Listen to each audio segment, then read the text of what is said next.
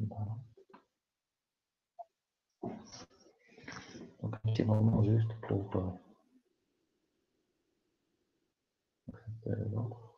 très bien.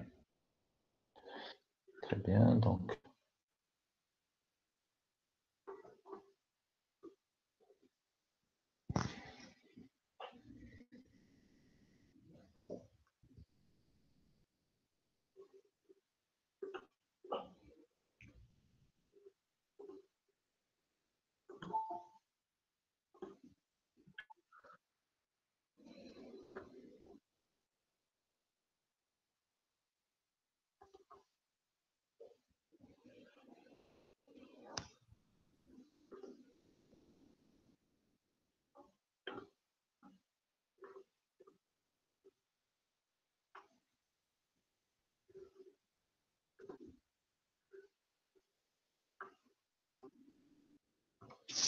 très bien.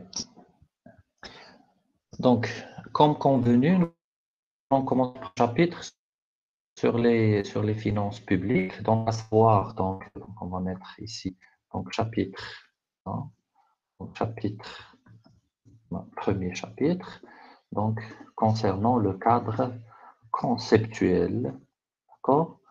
Donc, relatif aux finances publiques. Donc, normalement, donc, je tiens à rappeler qu'au niveau de ce chapitre, nous allons essayer de définir les concepts de base, d'accord, des finances publiques, donc la définition des finances publiques, les fonctions des finances publiques. Donc, après, nous allons voir aussi les, un petit rappel sur l'organisation du secteur public pour savoir un peu les institutions euh, qui sont liées, qui entrent dans ce secteur public. Voilà, donc nous allons voir un peu, donc nous allons faire le tour des concepts de base des finances publiques pour parvenir par la suite à bien entamer les autres chapitres concernant le cadre juridique, le cadre réglementaire et le chapitre concernant les politiques publiques. Donc, l'objectif de cette séance, donc c'est notre deuxième séance, donc séance 2. Donc, nous allons fixer donc, un certain nombre d'objectifs à atteindre. Voilà. Pas de problème, c'est problème par son. Non, monsieur.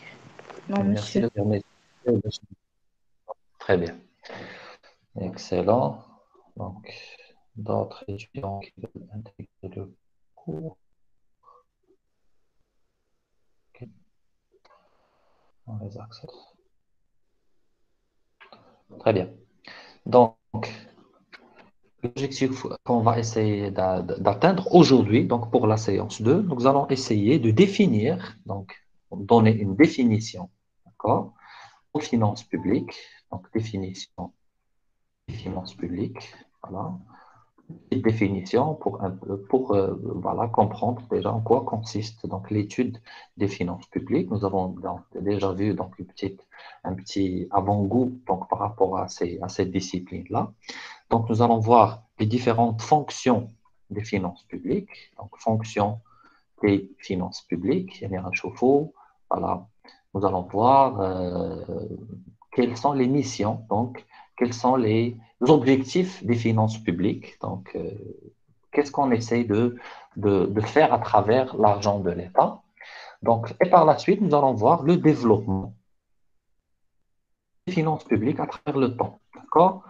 Le développement des finances publiques, donc voilà, à travers le temps. Donc, à travers l'histoire. Donc c'était donc comment organisait-on donc l'argent de l'État. Donc c'était pour quel objectif, donc à travers quels moyens et pour quel objectif à travers le temps. Il y a un chauffe-eau au niveau des finances publiques, le MAF, le Moyen Âge, donc comment l'État parvenait à financer ses dépenses et en quoi consistaient ces dépenses-là. Après, on va voir deux phases qui ont suivi donc, cette première phase, donc le Moyen Âge et le XVIIIe siècle. Et après, nous allons voir le développement des finances publiques jusqu'à nos jours. D'accord? Donc voilà, donc nous allons commencer notre premier point concernant la définition des finances publiques, donc sans oublier un peu les autres qui veulent être. Voilà.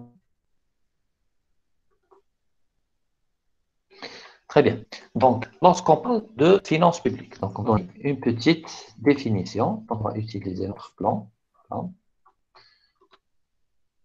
Voilà. Monsieur, Alors, lorsqu'on parle de finances publiques, oui, il y a un problème. c'est la gestion de l'argent de l'État. Gestion de l'argent de l'État. Très bien. Donc, ça, c'est pour, voilà, c'est une définition un peu qui relève du terrain. D'accord?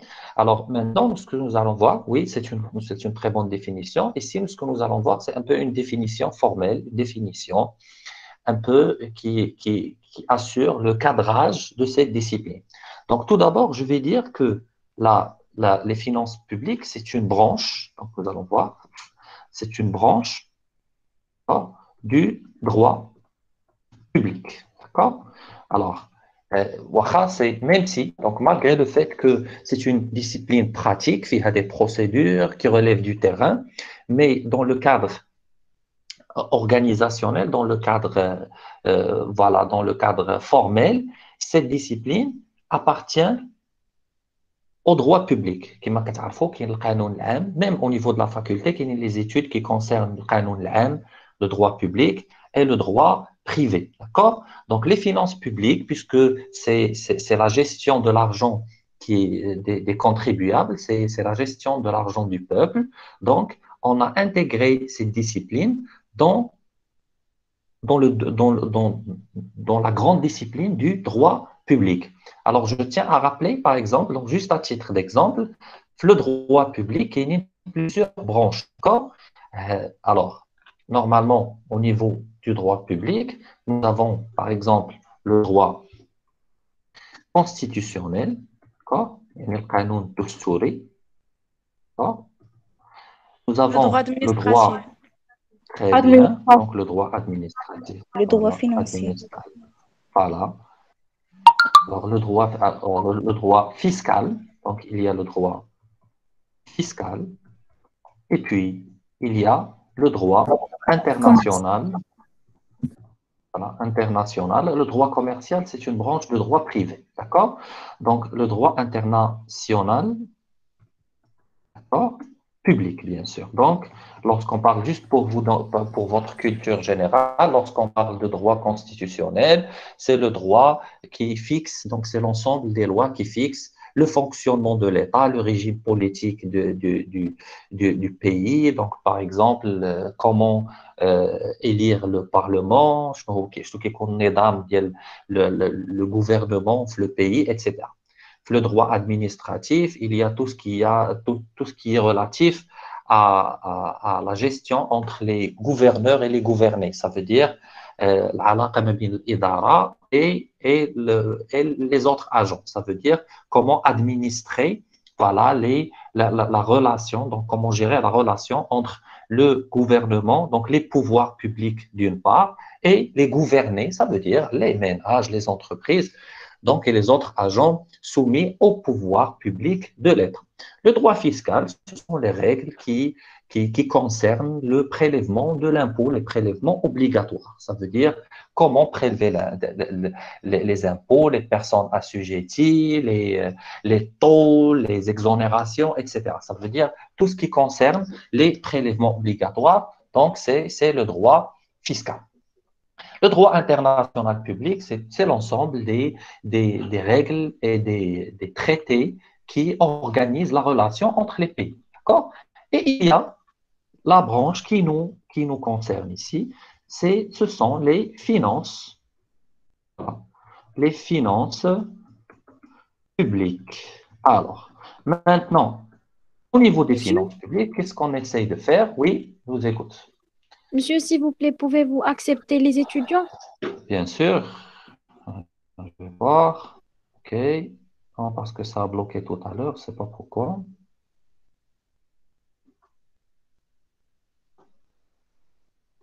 Voilà, j'accepte tout le monde. Voilà. Et ici, donc, je n'ai pas de demande. Très bien. Donc, si jamais d'autres trouvent trouve que le premier lien est safe, s'ils sont acceptés sur le premier lien et qu'ils utilisent le deuxième. D'accord? Dans le deuxième, il y a assez de place pour tout le monde. Alors, donc, concernant les finances publiques, au niveau des finances publiques, on essaye d'étudier, donc normalement, d'études, c'est la discipline qui étudie, d'accord, les modes d'utilisation, donc la façon dont on utilise les modes d'utilisation de quoi? L'utilisation qu'est-ce qu'on va dire? De l'argent, donc des ressources, voilà, de l'État, d'accord? Bien sûr, des ressources de l'État. Donc ici, au niveau de cette discipline, nous allons pas voir, donc il faut faire la différence entre les finances publiques et la fiscalité. Donc la fiscalité, donc au niveau du droit fiscal, donc donc il fixe les règles, les principes, les lois qui déterminent la façon dont l'État, d'accord, procède au prélèvement obligatoire. Ça veut dire mine que تجيب الفلوس. Alors maintenant, comment cet État, donc ce gouvernement utilise cet argent, c'est une autre discipline, à savoir les finances publiques. Donc, il faut faire la différence entre la fiscalité et les finances publiques. Comment chercher l'argent? Donc, comment procéder au prélèvement obligatoire? C'est le droit fiscal, mais comment utiliser? Alors, quelles sont les règles d'utilisation ou d'affectation de l'argent de l'État? Donc, ça relève de la discipline des finances publiques. Donc, Tarsos, donc la spécialité des finances publiques concerne l'étude de la façon dont on gère Monsieur, l'argent de l'État, tout simplement. D'accord? Oui, monsieur. Ah, désolé, mais est-ce que ces droits, il oui, existe dans le droit public, droit constitutionnel, droit fiscal, oui, etc. oui, oui, oui, oui. Donc, le droit public, là, si on veut dire, donc voilà, c'est le droit qui englobe, donc c'est l'ensemble des règles qui englobe, c'est une référence qui rassemble le droit kamli, d'accord? Ça veut dire celui qui veut étudier le droit public, donc il doit étudier et le droit constitutionnel et le droit fiscal. Donc, parce qu'on a le droit public, c'est l'ensemble des lois, donc voilà, des textes, d'accord, euh, qui, euh, qui gèrent la relation entre donc l'organisation du secteur public, de l'administration, sa relation avec l'extérieur, son financement, l'affectation de ses ressources, etc. Ça veut dire بحال نقولوا بان الاصل هو الدروا public وكيخرجوا كيتفرع منه donc des branches. C'est pas qu'on parle de forum, des branches du droit public, à savoir le droit voilà, constitutionnel, le droit fiscal, etc. D'accord? Et donc, Oui, monsieur, c'est voilà, clair. Merci beaucoup, monsieur. toujours. Excellent. Très bien. Donc, c'est au niveau, donc pas de question par rapport aux finances publiques. Donc ici, il suffit de garder dans la tête qu'au niveau des finances publiques, on essaie d'étudier, d'accord, et de détailler la façon dont l'entreprise, dont l'État utilise, d'accord, pas cherche, utilise ses ressources. Ça veut dire comment affecte-t-il, pardon, donc lorsqu'on parle de l'État, affecte-t-il ses ressources. Très bien. Donc maintenant, qu'est-ce qu'on va faire? Donc, normalement, lorsqu'on parle de finances publiques, on parle de fonction des finances publiques. Donc, ici, nous allons voir quelles sont les missions, d'accord, accordées aux finances publiques. Donc, fonction des finances publiques. Maintenant, ce que nous allons voir, c'est quels sont les objectifs des finances publiques? Qu'est-ce qu'on cherche derrière l'affectation des ressources de l'État, derrière les dépenses de l'État, derrière les investissements de l'État? Donc ici, on va garder la classification élaborée par un économiste qui s'appelle voilà, Richard Musgrave. Donc on va juste pour qu'on se rappelle de son nom. Donc Richard voilà, donc, Musgrave, d'accord, qui a donné trois fonctions aux finances publiques. D'accord? Donc, tout d'abord, la première fonction, donc c'est une fonction, voilà, fonction d'allocation. D'allocation. Donc, lorsqu'on parle d'une fonction, de la fonction d'allocation ou d'affectation, donc, il s'agit seulement, d'accord, voilà, d'entretenir, lorsqu'on parle d'entretien, donc le financement, entretien de l'administration publique, d'accord, public. Alors, lorsqu'on parle d'entretien ou d'entretenir la fonction publique, ça veut dire voilà, payer les salaires, donc les charges de la fonction publique, par exemple, l'administration publique pour assurer le fonctionnement de l'État. Donc, tout d'abord, à de la fonction d'allocation, فيها le financement de l'administration publique. Ça veut dire subvenir aux besoins de l'Idara العمومية. D'accord? Donc, comme je viens de le dire, donc payer les salaires, acheter les équipements, etc. D'accord? Le fonctionnement les écoles, les facultés, etc., etc., etc. D'accord? Donc, par la suite, donc, au niveau aussi de cette fonction d'allocation, il y a aussi, d'accord, voilà, assurer fournir les biens et les Si, services collectifs. Oui, s'il vous fournir. plaît, vous pouvez accepter les autres. Pas de temps, donc on va se mettre d'accord avec la chose. Normalement, je me lance le cours et si j'ai le temps, donc je reviens pour accepter. Normalement, il y a un fil d'idées, donc il y a les idées, donc les autres sont en train de suivre. Donc, je complète l'idée et après, je reviens pour accepter les autres. Donc, n'ayez pas de souci dans ce sens. Donc, fournir les biens et les services collectifs. D'accord?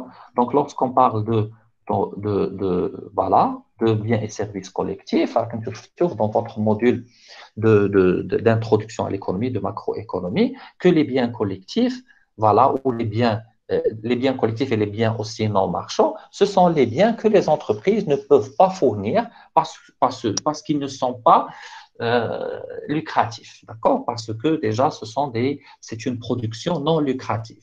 Donc ici, l'État كتجمع الفلوس, pourquoi faire? C'est pour fournir aux citoyens, aux autres agents, les biens et les services collectifs, à savoir la santé, la sécurité, l'éducation, etc. Ça veut dire l'ensemble, par exemple, des fonctions que, par exemple, les autres agents ne peuvent pas fournir entre eux ou pour eux-mêmes. D'accord? Alors, اتفقنا على la fonction d'allocation, s'il vous plaît. Donc, أول حاجة أول مهمة ديال les fonctions ديال les finances publiques, tout d'abord, c'est financer زعما le fonctionnement ديالها, d'accord? Et puis fournir les biens et les services collectifs, les infrastructures, donc construire des routes, voilà, des autoroutes, etc. D'accord? Tafrine, s'il vous plaît. Faites l'idée. Oui, oui, D'accord? monsieur. Très Oui, bien. mais Je vous donne une autre fonction. Mais ici, je n'ai pas d'invitation. D'accord? Regardez. Donc, utilisez, s'il vous plaît, l'autre lien. Donc, deux autres, utilisez l'autre lien. Très bien. Très bien. La deuxième fonction ici qu'on a ici, donc, la fonction de redistribution. Donc, il y a la première fonction, donc la fonction d'allocation. Bien sûr, vous aurez le PDF le cours, donc juste après la séance. Donc, nous avons une deuxième fonction, c'est la fonction, voilà, de redistribution. De redistribution. Très bien. Donc, nous avons une deuxième fonction de redistribution. OK. C'est bizarre, ici, je n'ai pas d'indication comme vous pouvez le voir ici, par exemple.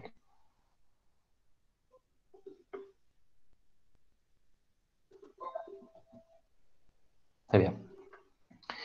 Donc, ici, lorsqu'on parle de fonction de redistribution, donc lorsqu'on parle de la fonction de donc lorsqu'on parle de fonction de redistribution, c'est pour combattre ce qu'on appelle les inégalités, donc les inégalités sociale. D'accord? Donc, من أجل تقليص الفوارق الاجتماعية, par exemple, dans un pays, dans une économie, dans un pays tout court, donc, pour réduire ces différences entre, par exemple, la classe bourgeoise et la classe, par exemple, défavorisée. Donc, الناس اللي عندهم l'argent بزاف, الناس اللي, par exemple, leur situation ne leur permet pas d'assurer un cadre de vie convenable. Donc, il y a une fonction de redistribution qui consiste à redistribuer les richesses. Donc, ici, on parle de redistribuer les richesses. Alors, à votre avis, lorsqu'on parle de redistribution des richesses, alors la richesse, elle est créée par qui? La richesse dans une économie, elle est créée par Agents qui? économiques. Les agents économiques. Par les agents économiques, par les entreprises, par exemple, d'accord? Par les entreprises et par les ménages, d'accord?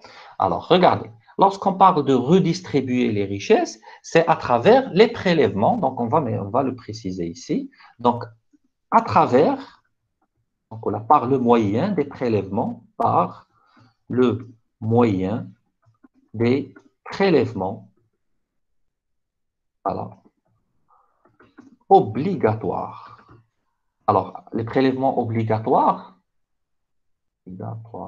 Alors, les prélèvements obligatoires, moi, les impôts et les autres prélèvements, d'accord? Alors, lorsque l'État procède au prélèvement obligatoire, c'est une partie de la richesse créée par des agents pour, donc, pour qu'elles puissent, entre autres, les redistribuer aux agents qui en ont besoin, d'accord? Donc, la redistribution des richesses, c'est prendre une partie de la richesse créée par une certaine catégorie d'agents économiques pour la distribuer à une autre catégorie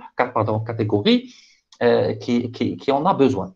Donc, c'est pour cela qu'on crée un système. Donc, par exemple, ici, lorsqu'on parle de redistribuer les richesses, c'est à travers la sécurité, donc la sécurité sociale. Donc, les caisses de sécurité sociale, ça veut dire ou les caisses de solidarité. Voilà, donc de solidarité. Donc, les caisses donc, servent à satisfaire les besoins de la classe défavorisée au niveau d'un pays. D'accord? C'est pour cela qu'on parle de redistribution voilà, des richesses. D'accord? Donc, à travers, bien sûr, les prélèvements obligatoires. D'accord? Par exemple, donc, quand la pandémie du coronavirus donc, est arrivée, donc l'année dernière, la caisse pour aider les personnes qui vont souffrir donc, de cette pandémie-là. Donc, en prenant de l'argent des personnes qui ont déjà un excédent par rapport à leurs finances. D'accord? Donc, est-ce que c'est clair par rapport à la fonction de redistribution? Très bien. Oui, Des monsieur. questions? Pas de questions. Monsieur, j'ai pas bien compris la fonction de redistribution. Très bien. Je vais lorsqu'on parle de redistribution, alors au niveau d'un pays, il y a des agents qui ont un excédent d'argent, par exemple le bénéfice réalisé par les entreprises, ou là, par exemple le revenu réalisé par les ménages, par exemple, qui ont un revenu assez important. Donc, il y en a qui ont un excédent de richesse et au niveau du même pays, il y a un déficit, un manque, d'accord? Un manque au niveau de moyens financiers pour satisfaire leurs besoins. Donc, dans l'État, l'État, qu'est-ce qu'elle fait? Qu'est-ce qu'il fait? Donc, elle prélève, d'accord, de cette classe aisée, ça veut dire elle prélève de l'argent, d'accord, elle prélève des impôts, d'accord. Il y a même, par exemple, dans certains pays, ce qu'on appelle l'impôt sur la fortune. Ça veut dire, vous avez beaucoup d'argent, et dans le même pays, donc c'est pour cela qu'on prend de l'argent par exemple, des riches ou là, des personnes qui ne sont pas dans le besoin ou là qui sont dans une situation excédentaire par rapport à leurs finances, et on distribue هاد الفلوس هادو للناس اللي محتاجين. Par exemple, donc je vais vous donner un exemple euh, très clair donc par rapport à cette situation. Par exemple, les primes de chômage qui ياخدوهم par exemple les pays comme l'Europe, comme les États-Unis, etc. Alors donc le flou, par exemple, pour aider les chômeurs, par exemple les personnes sans emploi, d'accord? Alors avec l'argent, c'est l'essence même ou c'est le cœur même de la fonction de redistribution. Pourquoi? Parce qu'on prélève l'argent, le bénéfice réalisé par les entreprises, mais l'excédent du revenu que détient, par exemple, les ménages aisés, et on les redistribue, naissent, par exemple, les hommes sans emploi, ou là sans-abri, ou là qui souffrent de la pauvreté en général. D'accord? D'accord, mademoiselle? Oui, monsieur, c'est bien clair. C'est bien clair. Très bien. Merci beaucoup, monsieur. Excellent, très bien. Donc, une autre fonction, donc à savoir la fonction de stabilisation. Donc, fonction de stabilisation. Donc, assurer une certaine stabilité au niveau économique d'un pays donné. Monsieur, Oui, est-ce que l'État a aussi créé la richesse? oui, vous êtes. Oui, bien sûr. Ça veut dire il y a des. Donc, normalement, ici, nous allons voir. Donc, par la suite, par exemple, les séances prochaines, nous allons voir que là, être un État producteur. D'accord? Donc, il y a des organisations qui appartiennent au secteur public qui s'occupe de la production. D'accord? De la production, par exemple, lorsqu'on parle de l'OCP, par exemple, lorsqu'on parle de l'ONE, etc. Donc, on parle d'organisations qui appartiennent au secteur public et assurent la production, à savoir, donc, et par conséquent, la création des richesses. D'accord? Donc, c'est pour cela que, voilà, donc, l'État Donc, monsieur, la généralement, fonction de production et de consommation et de la répartition des richesses. Oui, je vous écoute. Oui, les agents économiques qui créent oui, la oui. Oui, chacun à travers sa spécialité, d'accord? En exerçant sa spécialité, il crée des richesses. Ici, la question de votre camarade, est-ce pas créer des richesses? Donc, normalement, l'État, elle assure et la fonction de production, donc parfois, l'État peut même produire. Donc, théoriquement, l'État, elle procède juste à la répartition des richesses. Mais dans les pays développés, donc dans tous les pays, donc dans presque tous les pays, l'État peut procéder à des opérations de production, d'accord? Des opérations de production, donc comme n'importe quel, voilà, comme n'importe quel agent économique. Monsieur, D'accord? nous avons pas l'accès de voir votre écran. Nous avons juste vous présenter toutes les participations au niveau de votre écran. Ah oui, voilà, donc juste parce que j'ai changé de fenêtre. Voilà. Très bien, maintenant c'est bon. Vous arrivez à voir l'Excel maintenant? Oui, oui. parfait, parfait. Très bien. Oui, Donc, monsieur. je change la fenêtre pour voir les demandes de participation. Alors, là, par exemple, lorsqu'on parle de fonction de stabilisation, ça veut dire assurer une certaine stabilité économique. Alors, lorsqu'on parle de stabilité économique, on parle de plusieurs points, d'accord? Donc, tout d'abord, c'est assurer une croissance économique, d'accord? Une croissance économique. يعني ما تكونش عندنا une stagnation au niveau de l'économie. Qu'est-ce que ça veut dire la croissance économique? Vous l'avez bien vu l'année dernière, c'est l'évolution du produit intérieur brut. Ça veut dire من عام لعام يكون عندنا un PIB qui augmente. D'accord? Mais quand on a une stagnation ou quand on a une rechute. D'accord?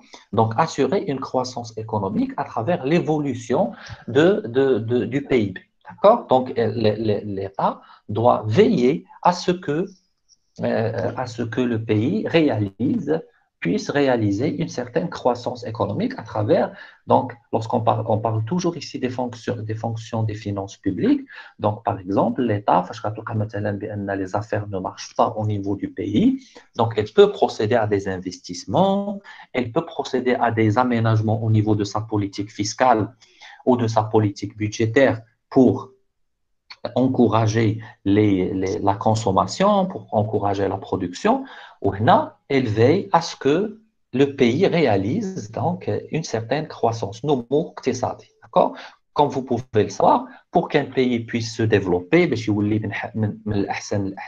donc, ce qu'il faut faire, c'est que d'une année à l'autre, il faut réaliser une certaine évolution au niveau du PIB. C'est ce qu'on appelle la croissance économique. Alors ça, c'est le premier point. Le deuxième point, c'est ce qu'on appelle le plein emploi. D'accord? Le plein emploi, c'est général, c'est lutter contre le chômage. Donc, essayer de réduire les problèmes sociaux des ménages à travers la création et l'encouragement à la création de l'emploi. D'accord? Donc, l'État lui-même crée des emplois, donc elle crée ce qu'on appelle les postes budgétaires, donc elle participe à la réduction du chômage au niveau du pays, d'accord? Donc on parle en général, on parle de la mission en général.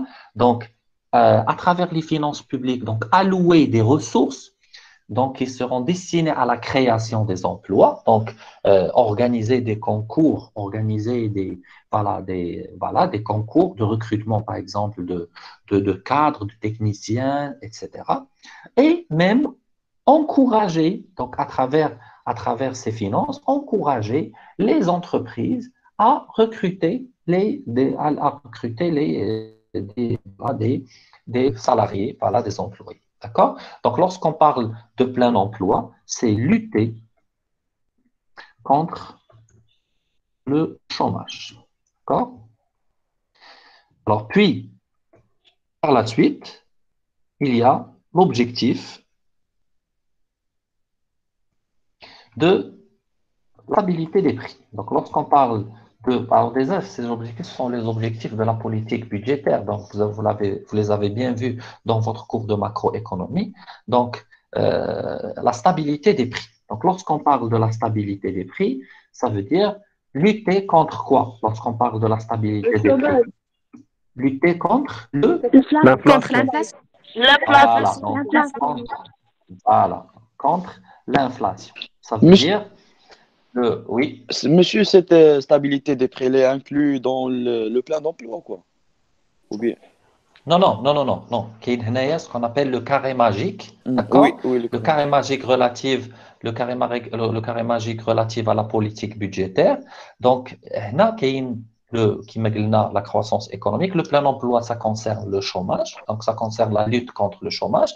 On a un autre point, un autre objectif à atteindre, c'est la stabilité des prix. Ça veut dire lutter dans la mesure du possible contre l'inflation. Ça veut dire contre l'augmentation des prix non accompagnée par l'augmentation de la valeur des biens et des services en circulation au niveau d'une économie. D'accord?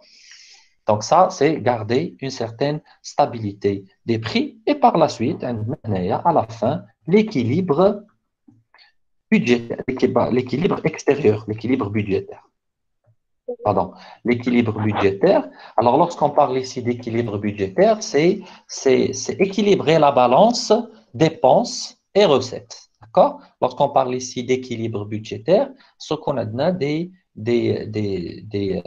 dépenses qui correspondent aux des recettes qui vont permettre de couvrir les dettes sans avoir recours à trop d'endettement. D'accord? Donc ici, lorsqu'on parle d'équilibre budgétaire, c'est surtout assurer l'argent nécessaire, les recettes nécessaires pour réaliser les dépenses de l'État sans pour autant donc tomber dans ce qu'on appelle le déséquilibre ou le déficit budgétaire qui peut mener l'entreprise, qui peut mener l'État à recourir à l'endettement. Donc l'endettement qui est très coûteux avec les intérêts et tout. D'accord?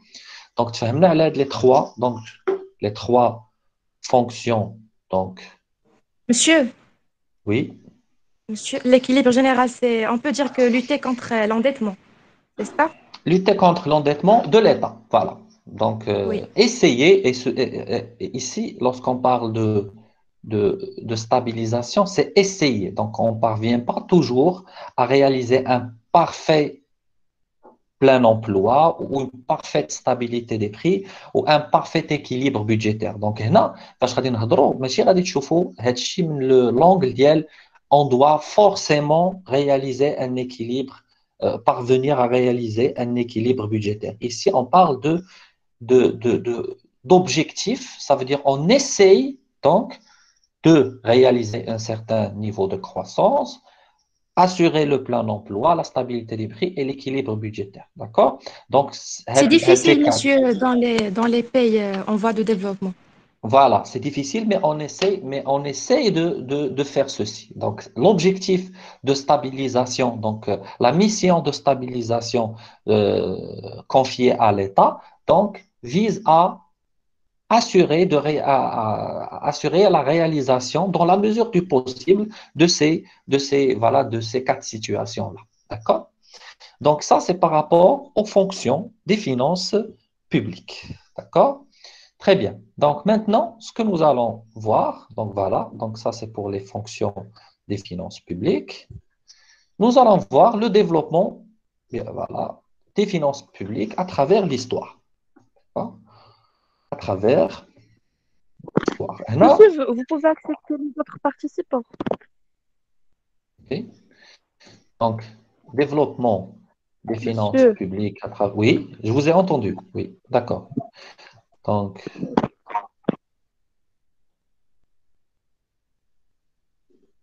ici, mademoiselle, une question. Voilà. Voilà. Mais regardez, s'il vous plaît. Par exemple, je vous ai donné deux liens, d'accord? Le lien numéro un, ah ouais, il est saturé. Donc, regardez, parce que sur Google Meet, il y a une limite de 100 personnes. D'accord?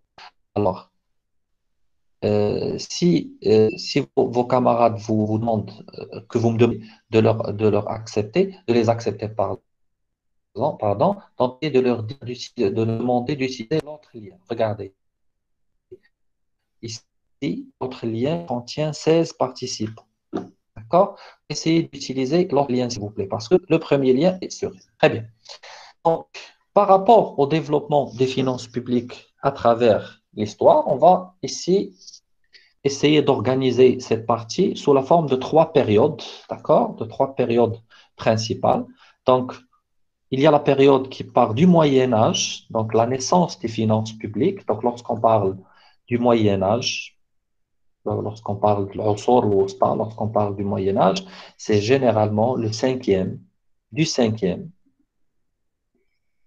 au 15e siècle. D'accord? Ça veut dire même les années, voilà, les années 400, d'accord?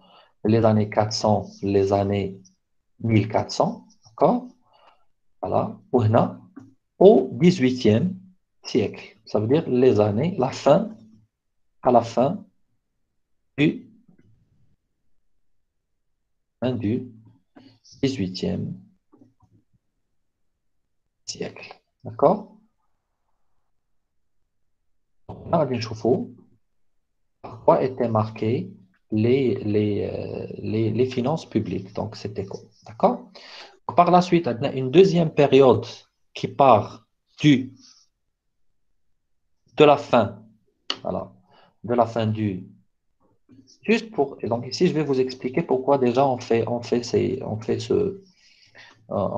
cette évolution-là, on fait cette partie sur le développement. Donc, de la fin du 18e siècle à la fin, voilà, fin du 19e siècle. Alors, lorsqu'on parle voilà, des années, de la fin des années 1700, donc 1790, etc., à la fin du 19e siècle, donc les années 1800, etc. D'accord? Donc, 19e siècle. Et puis, la troisième période, c'est depuis la première Guerre mondiale. Ça veut dire le début du XXe siècle. Donc, la Première Guerre mondiale, donc c'est 1915, etc. D'accord? Donc, nous allons voir quelles sont les caractéristiques qui ont marqué les finances publiques, d'accord? À travers les trois périodes, باش نفهموا هادشي اللي عندنا دابا. Ça veut dire le fonctionnement des finances publiques ديال nos jours, d'accord? Très bien.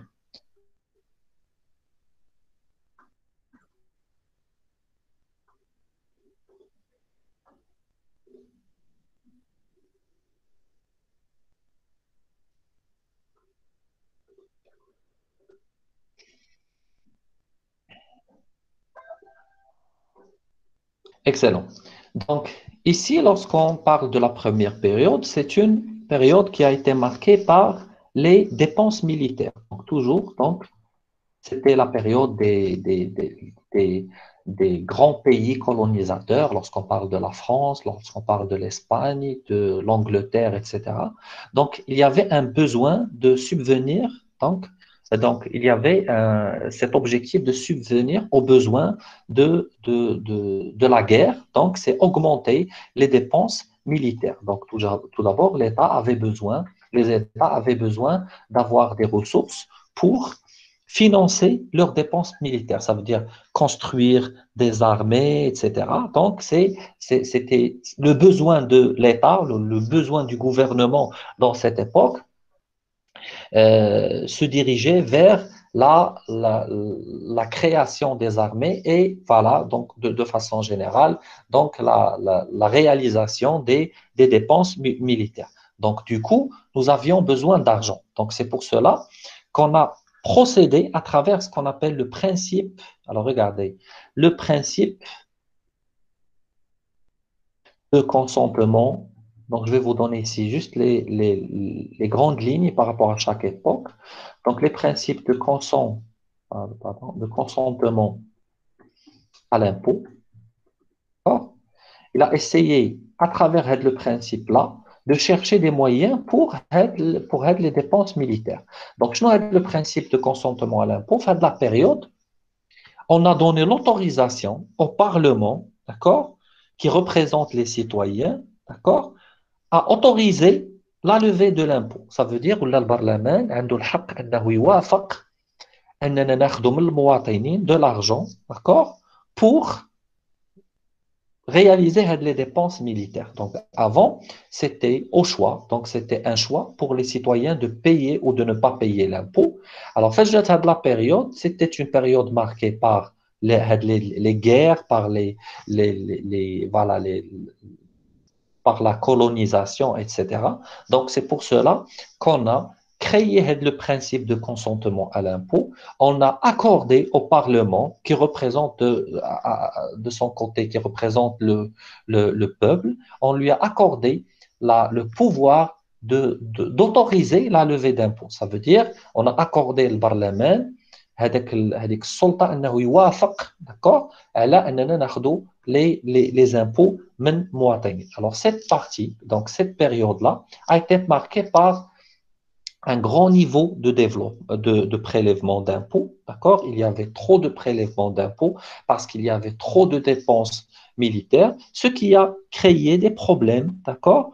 Des problèmes sociaux. Donc ici, le problème, donc puisqu'il y avait des guerres et voilà, il y avait des guerres, il n'y avait pas d'activité économique assez solide, donc il y avait des problèmes, d'accord? Problèmes économiques et sociaux. D'accord? Alors, lorsqu'on parle de problèmes économiques et sociaux, donc on parle de stagnation au niveau de l'économie, on parle de chômage, etc. Donc, lorsqu'on parle ici de problèmes économiques et sociaux, c'était à cause, pas grâce, donc c'était à cause de ces prélèvements abusifs d'impôts, ce qui a conduit même à des révolutions. Donc, c'est comme le cas de la France au XVIIIe siècle, lorsqu'on vous parle de Thawra al-Faransiya, donc la Révolution française. Donc, c'était à cause de ces problèmes économiques et sociaux dus en partie à ce principe-là de consentement à l'impôt, à ces prélèvements obligatoires. D'accord? Donc, c'est pour cela que l'État, les États ont voulu passer de ce système-là à un autre système, à un système qui favorise le développement économique, qui favorise le développement des affaires, qui favorise la propriété privée, qui favorise la liberté, le libéralisme économique. Li جا la période de la fin du XVIIIe siècle à la fin du XIXe siècle. Donc c'est pour cela qu'on a passé le système de prélèvement d'impôts pour satisfaire les besoins militaires à un autre système, c'est ce qu'on appelle le système libéral. Donc c'est là où vous avez vu le courant libéral. Donc c'est le système marqué par, voilà, les finances classiques. On va mettre ici finances classiques, d'accord? Et c'est le rôle ou le rôle de l'État, voilà, de l'État gendarme. Donc, ici, essayez de me dire, s'il vous plaît, donc, quelles sont les grandes lignes de l'intervention de l'État au niveau de ce cadre de finances classiques ou la mission de l'État comme étant un gendarme. Donc, en quoi consiste le concept de l'État gendarme? Monsieur, il fait les opérations économiques. Pardon? Les- Il fait les opérations économiques, les opérations financières. Non, ici, c'est quoi le principe directeur de l'État gendarme?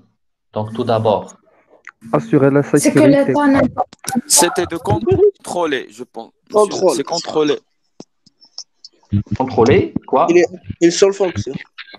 Ne doit D'accord. pas intervenir dans le champ économique. Très bien, je retiens ceci. Donc, la non-intervention, d'accord, de L'État, l'État, voilà, de l'État, dans les champs économiques. voilà, dans le fonctionnement de l'économie. Alors, maintenant, il faut faire attention. La non-intervention ne signifie pas l'absence de rôle de l'être. Donc, lorsqu'on parle ici de la non-intervention, c'est ne pas intervenir dans les libertés économiques. Ça veut dire les libertés de propriété, les libertés d'investissement, donc le marché, les prix, etc. D'accord? Donc, l'État n'intervient pas. Alors, mais tout de même, l'État procède à des prélèvements obligatoires, c'est-à-dire il procède au prélèvement des impôts. Alors, pour assurer ce qu'on appelle les fonctions, assurer les fonctions, voilà, qu'on appelle les fonctions régaliennes. D'accord? Donc, voilà, ou les fonctions, les activités régaliennes. Donc, lorsqu'on parle des activités régaliennes, ce sont les activités qui ne peuvent pas être assurées par les entreprises ou par les détenteurs de capitaux, à savoir la défense, par exemple, la défense en La période justice, voilà, la justice, etc. la sécurité, Voilà, justice, sécurité, santé, voilà, sécurité, etc. l'éducation. Voilà, éducation, donc tout ce que vous voulez. Ce sont les fonctions, donc ce sont les services collectifs généralement non marchands. D'accord? Il y avait aussi ce qu'on appelle, donc c'est un principe dérivé de ce principe-là de la non-intervention, c'est ce qu'on appelle le principe de neutralité, s'il vous plaît, les micros, donc de neutralité budgétaire. La neutralité budgétaire, ça veut dire, c'est le principe à travers lequel on utilise l'argent de l'État que pour subvenir aux besoins, d'accord, aux besoins nécessaires, donc aux besoins principaux de la population, et on ne participe pas, d'accord, dans l'action sur la conjoncture économique. Ça veut dire qu'on ne parle pas d'intervention au niveau du fonctionnement de l'économie. C'est ce qu'on appelle le principe de neutralité budgétaire.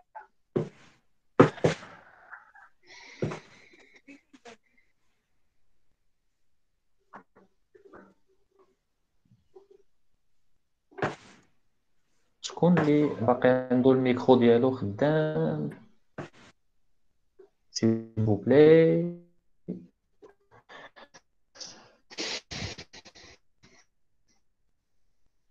Très bien. Alors, donc ça, c'est la deuxième période. C'est la période qui a été marquée par le rôle de l'État, gendarme, neutralité budgétaire, etc. D'accord? Donc, il y avait donc au début du XXe siècle, il y avait plusieurs événements marquants. Donc, il y avait tout Monsieur, d'abord la monsieur, Première Guerre. Oui, oui, je vous écoute. oui, monsieur, j'ai pas compris d'une manière très très claire l'état gendarme. Ça veut dire, il y avait il y a aucun pouvoir au niveau de l'activité économique ou quoi. Très bien. Donc, regardez. Donc, normalement, donc, هنا غادي نرجعوا. Donc, puisqu'on a, هنا, on va profiter d'une partie qu'on vient de traiter. Donc, regardez ici, la troisième fonction de l'État. D'accord? Donc, هنا شفنا la fonction des finances publiques.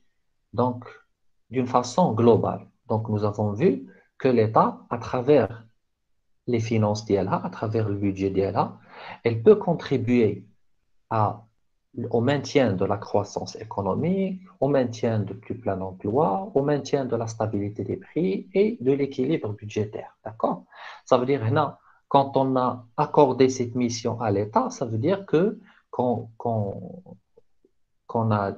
s'est dit que l'État exerce une action sur l'économie. Ça veut dire que à travers son pouvoir, l'État peut peut contribuer ou influencer le développement de l'activité économique à travers la politique budgétaire, donc à travers la gestion de son argent, et il y a aussi la politique monétaire. D'accord?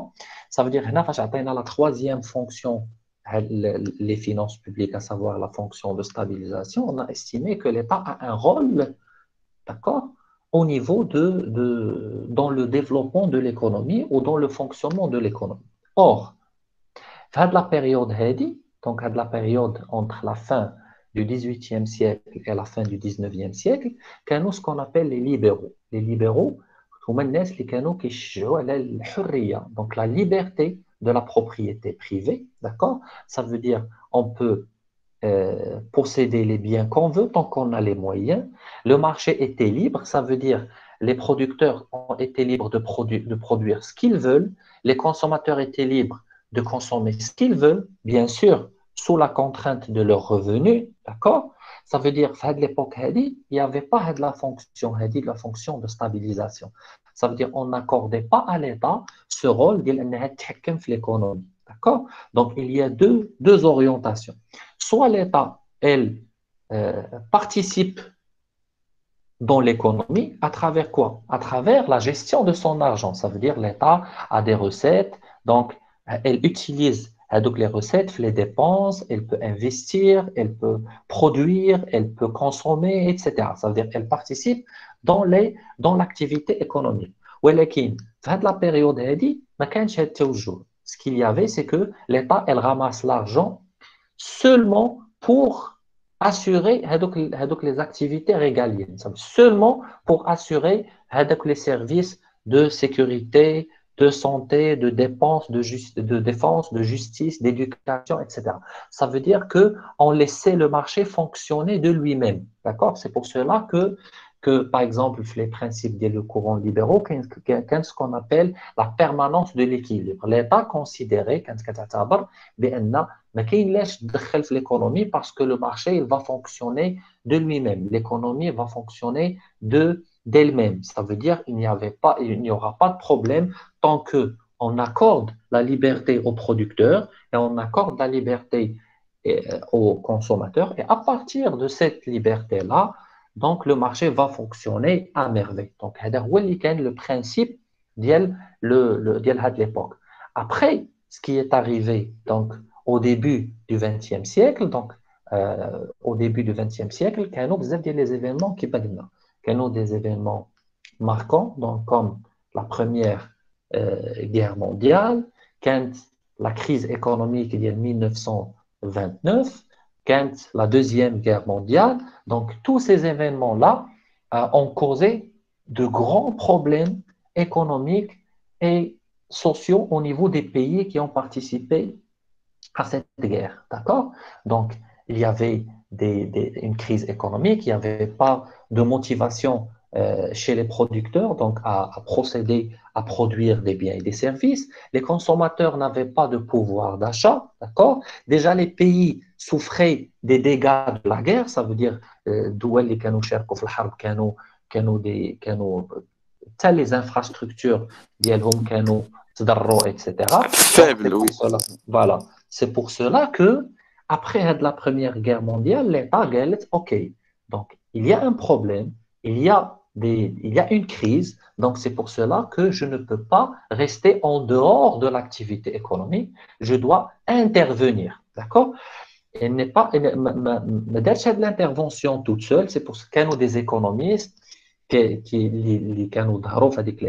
ont dit qui ont recommandé à l'État d'intervenir et de participer dans le développement économique, comme Keynes, qui a suggéré à l'État d'entrer donc, dans le fonctionnement de l'économie à travers l'encouragement de la production. À travers l'encouragement de la production, ça veut dire que هي غادي تبدا تخدم الشركات ça veut dire تبدا تصاوب lancer des projets donc des ponts des routes des barrages donc pour faire fonctionner les entreprises et les entreprises de leur part ils vont recruter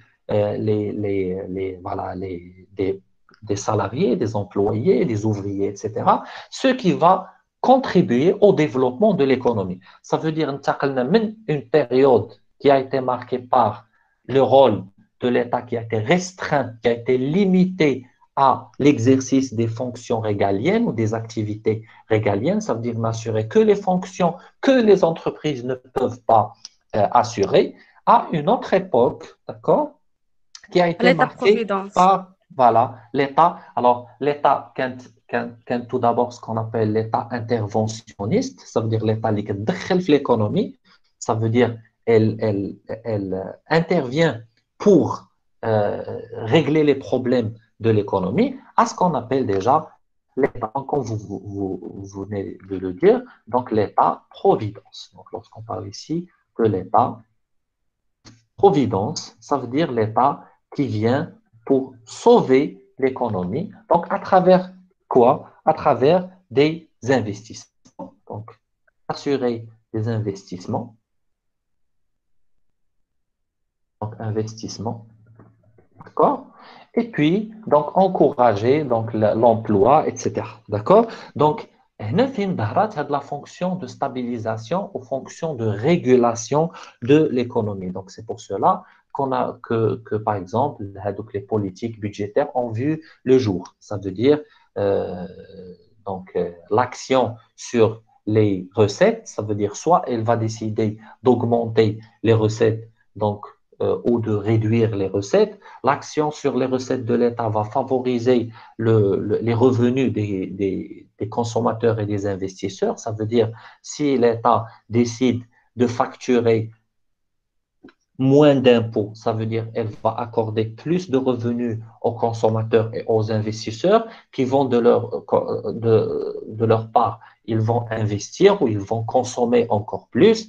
Lorsqu'elle procède à l'augmentation de ses dépenses, ça veut dire elle fait recours à des entreprises pour réaliser des projets. Cela va encourager ou augmenter le niveau de production, ce qui va augmenter la motivation des producteurs donc à produire plus de biens et de services et à recruter plus de personnel. Donc, depuis la Première Guerre mondiale, Canada a le rôle de l'État, à savoir le rôle de l'État interventionniste, le rôle de l'État qui participe dans l'économie.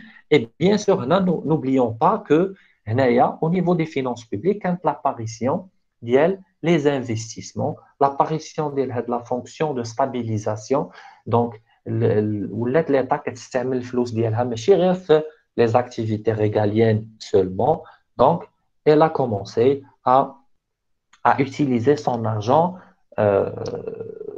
aussi pour assurer un certain développement économique, pour encourager l'activité économique, accorder même des subventions. Donc, on va voir que, par exemple, parmi les affectations des recettes de l'État, il y a ce qu'on appelle les subventions, il y a ce qu'on appelle les dons, les transferts. D'accord? Nous allons voir que nos jours, d'accord, nos jours, il y a ce rôle-là d'intervention de l'État, donc dans tout ce qui est encouragement au développement de l'activité économique. Donc, en résumé, alors regardez, le résumé on est plus intéressé, ce n'est pas un cours d'histoire, mais ici, l'objectif le passage le développement des finances publiques, juste pour savoir que l'État utilisait son argent d'une façon différente d'une période par rapport à l'autre. Donc, c'est pour cela que, juste pour comprendre l'état actuel de la gestion des finances de l'État, il faut savoir que au début, au début de l'histoire, donc c'est au début de l'histoire des finances publiques, c'était surtout des dépenses consacrées des recettes consacrées aux dépenses militaires. Par la suite, c'était des dépenses consacrées, donc des recettes qui sont consacrées aux fonctions régaliennes. Mais maintenant, il faut comprendre que l'État assure plusieurs fonctions, assure plusieurs missions à travers ses finances.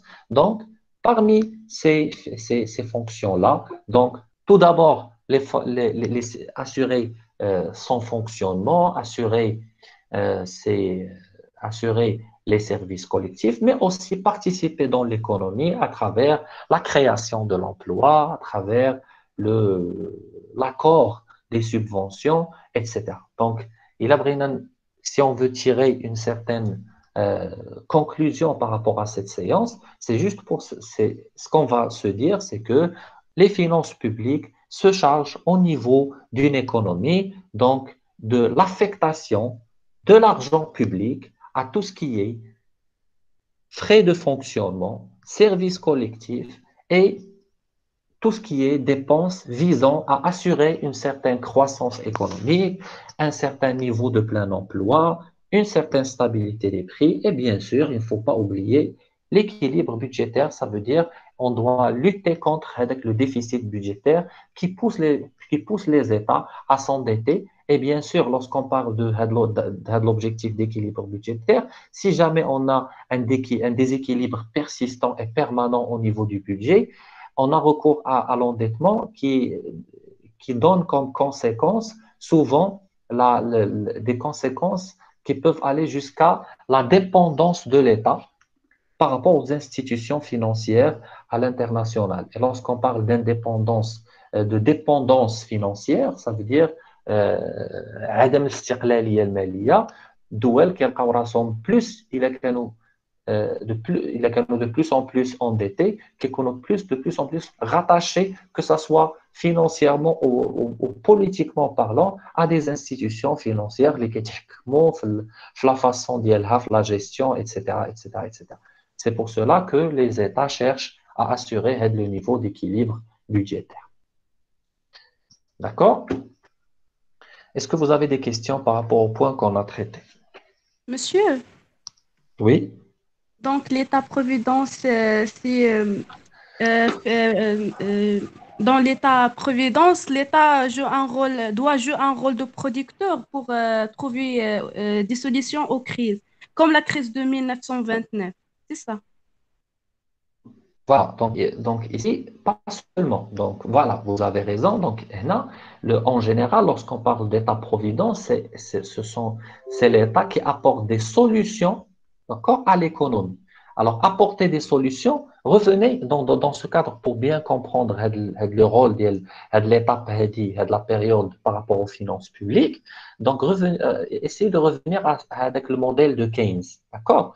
Donc, l'action de l'État, donc, ce n'est pas seulement au niveau de la production. On va voir, donc, Inch'Allah, la séance prochaine, nous allons voir l'organisation du secteur public et vous allez voir que l'État peut même assurer la fonction de production, ça veut dire elle peut produire, ça veut dire l'État a des établissements public qui assure la production, mais aussi, mais pas seulement ceci, il y a aussi cette fonction de répartition, ça veut dire redistribution, ça veut dire utiliser l'argent dans l'objectif d'assurer une certaine stabilité économique, investir.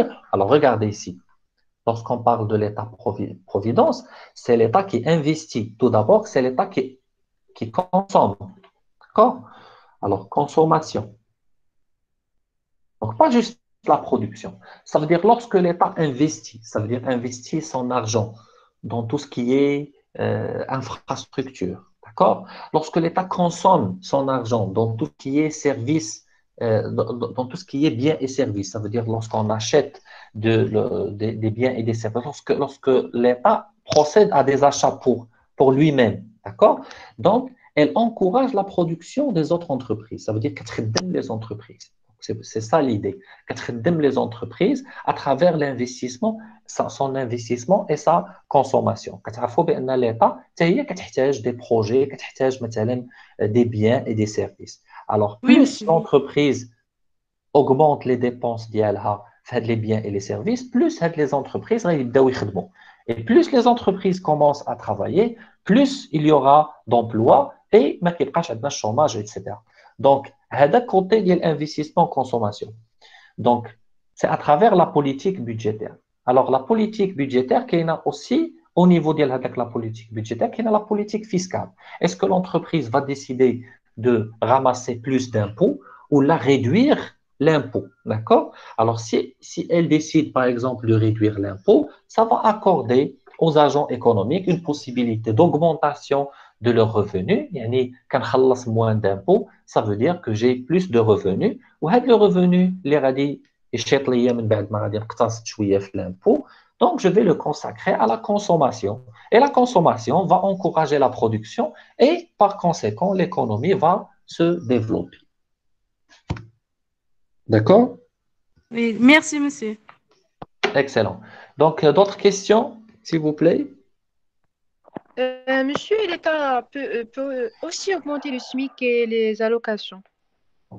Voilà, donc l'augmentation, donc à travers la politique budgétaire, c'est l'augmentation des dépenses. D'accord? Alors, l'augmentation des dépenses, ça peut être au niveau de des dépenses. Donc, c'est pour cela que donc vous allez avoir plus de visibilité. Les différentes sources de financement de l'État et les dépenses d'IA. D'accord? Donc, ici, l'État, il mène des politiques d'augmentation des dépenses, donc des politiques budgétaires qui visent à augmenter, par exemple, le niveau d'emploi ou le niveau des salaires. Donc, ça encourage les salariés à avoir plus de... Donc, ça donne aux salariés cette possibilité d'avoir plus de pouvoir d'achat, d'accord? Et par conséquent, encourager la consommation, etc. D'autres questions?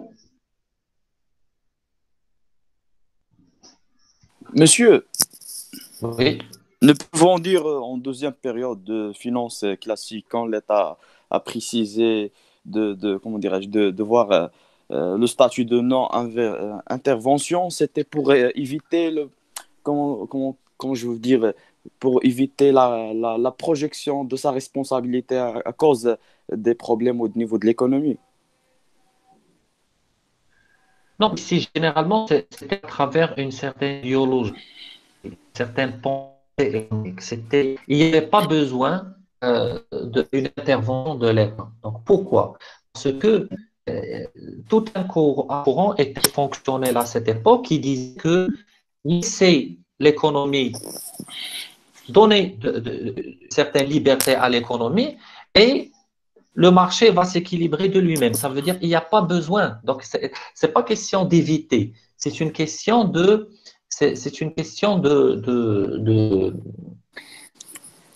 d'équilibre permanent, automatique